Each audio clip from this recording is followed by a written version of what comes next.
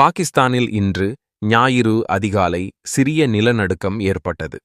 இந்திய தேசிய நிலதிர்வு ஆய்வு மையம் NCS வெளியிட்ட தகவலின்படி இந்த நிலநடுக்கம் ரிக்டர் அளவுகோலில் 4.8 ஆக பதிவாகியுள்ளது.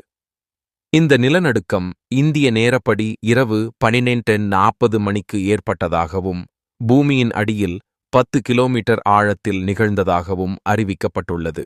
இதுவரை உயிரிழப்பு அல்லது பெரும் சேதங்கள் குறித்து எந்த தகவலும் வெளியாகவில்லை. மேலும் நிலநடுக்கத்தால் மக்கள் ஓடிச் சென்ற சம்பவங்களும் சில பகுதிகளில் ஏற்பட்டதாக தெரிவிக்கப்பட்டுள்ளது.